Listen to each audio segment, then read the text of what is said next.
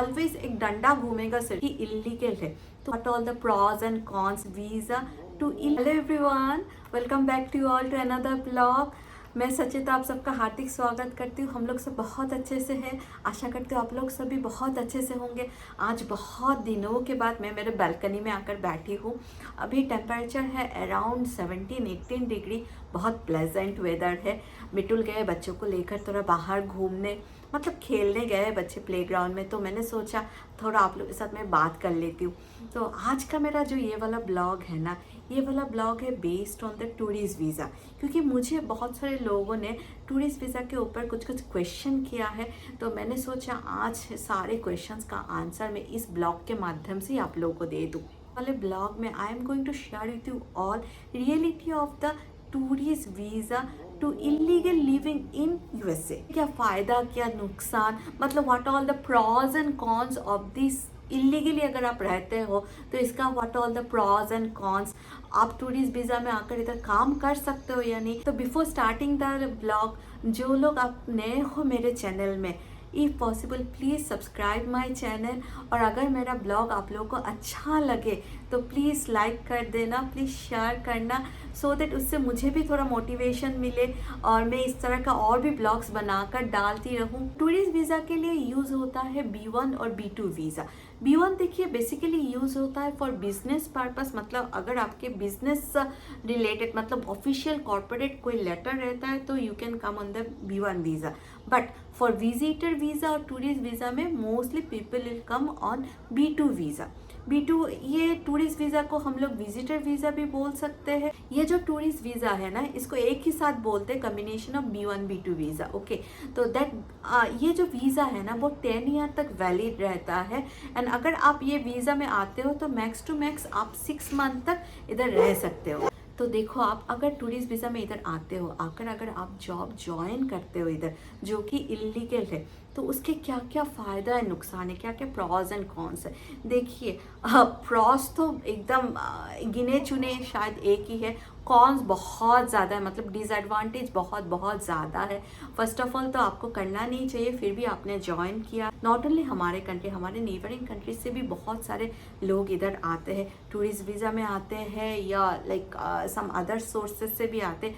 आकर once they will start working, वो लोग घूम कर नहीं जाते, वो लोग जाना नहीं चाहते, क्योंकि दे आर अर्निंग। हाँ, अर्निंग मतलब हमारे देश में जितना मिलेगा इधर उससे ज़्यादा मिलता है। एंड इट्स लाइक इलीगली वो लोग इधर रह जाते हैं। एक्चुअली देखो, अनएम्प्लॉयमेंट बहुत ज़्यादा हो गया है।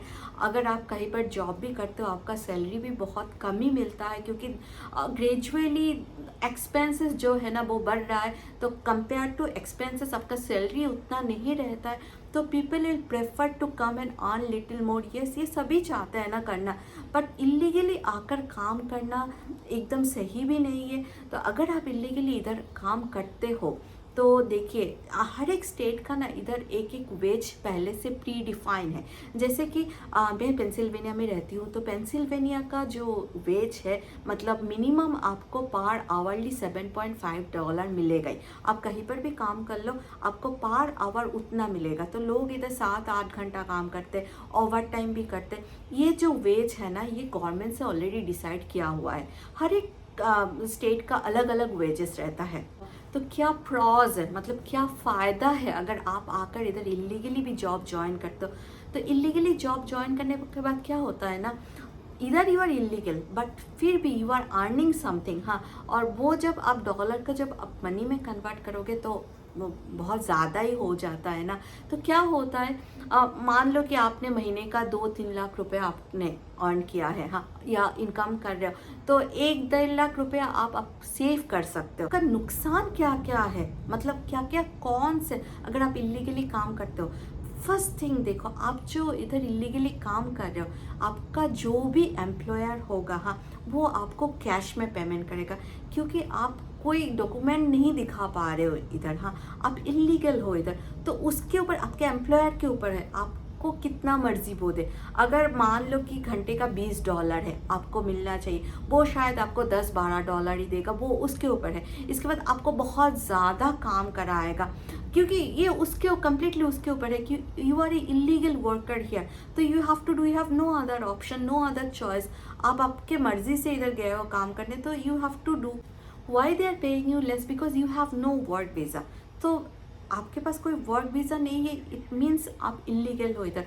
और अगर आपको पुलिस बाई चांस पकड़ लेना या कोई आपके बारे में कंप्लेन कर दे तो भाई ये बहुत बड़ा पंगा हो जाता है। पुलिस आपको फाइन डालेगी, आपको जेल भी हो सकता है, और फुल लाइफ के लिए इस देश में आने का बैन भी लग सकता है आपका।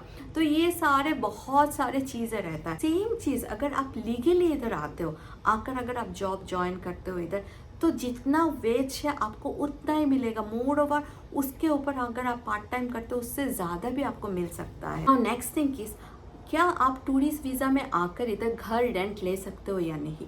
यस, टूरिस्ट वीज़ा में अगर आप आते हो, आप आकर अपना घर रेंट में ले सकते हो। उसके लिए you have to show your official document, मतलब official ID, your financial ability, your credit score, your, क्योंकि इनिशियली देखो आपका क्रेडिट स्कोर कुछ भी नहीं रहता है। आप टूरिस्ट वीज़ा में इधर आए हो, आप टूरिस्ट हो, तो आपको आपका बैंक का स्टेटमेंट दिखाना पड़ेगा। एंड आपको आपके को सिंगर मतलब इधर योर फैमिली और योर फ्रेंड, किसी कोई भी मतलब जिनके ऊपर बेस करके आप इधर आए हो टूरिस्ट वीज़ा में, उनका बैंक स्टेटमेंट दिखाना पड़ेगा और क्रेडिट स्कोर दिखाना पड़ेगा। Why? Because in case if you are not able to pay your rent, तो वो जो भी आपके जहाँ से भी आपने रेंट लिया है, वो लोग आपके को सिंगर से जाकर रेंट कलेक्ट करेंगे। बट देखिए, अगर आप इलीगली इधर रहते हो तो you can take a this thing also ना, you can rented your house, क्योंकि आपको कोई भी हेल्प नहीं करेगा। कौन दिखाएगा आपका अपना बैंक स्टेटमेंट, कौन दिखाएगा आपका क्रेडिट स्कोर? कोई भी नहीं दिखाएगा ना, तो आप कहाँ रहोगे? This is a very big question.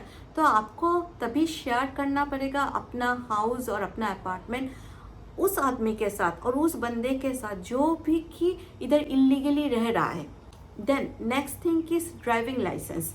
अगर आप B1 B2 में आते हो इधर, एक्सेप्ट टेक्सास, कहीं से भी आप ड्राइवर लाइसेंस नहीं ले सकते। ओनली टेक्सास में B1 B2 में ड्राइवर लाइसेंस लेना अलाउड है।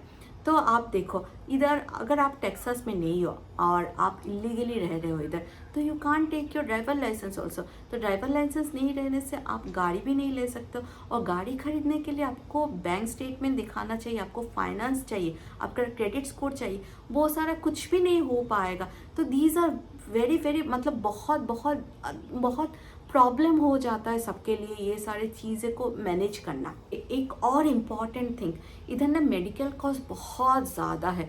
बाय चांस अगर आप इधर आते हो, आने के बाद अगर आपका कोई तबीयत ख़राब होता है या कुछ होता है, अगर आपको डॉक्टर के पास जाना होता है, तो आपका जितना सेविंग्स होता है ना, सब निकल जाएगा।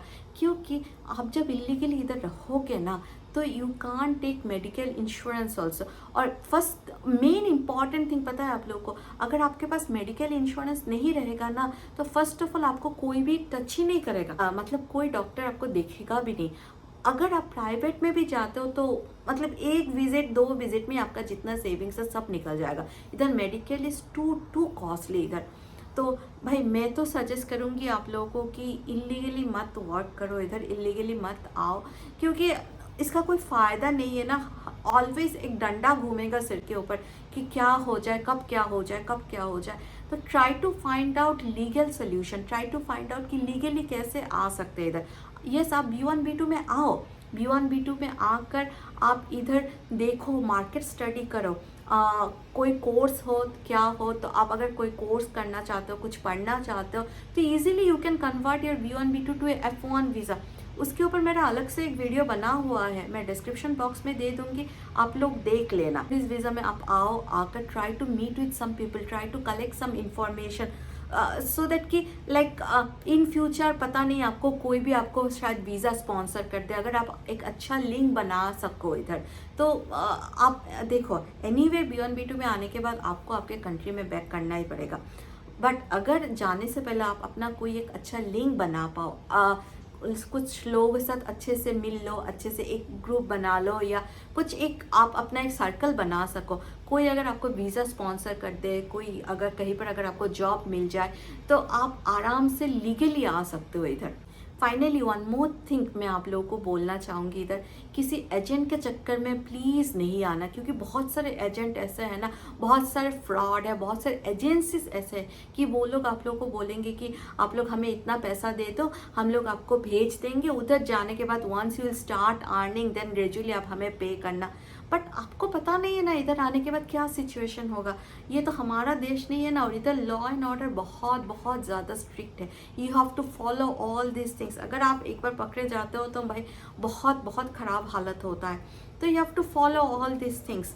तो try to find some jobs legally. तो ये देखिए मेरा खुद का ओपिनियन है, प्लीज़। हाँ, बाकी तो सब आप लोग के ऊपर है। तो आज का ब्लॉग ना मैं यहीं पर ही ख़त्म करती हूँ। आशा करती हूँ आप लोगों को अच्छा लगा होगा। अगर अच्छा लगे तो please like share and subscribe. जल्दी मिलते हैं दूसरे ब्लॉग में।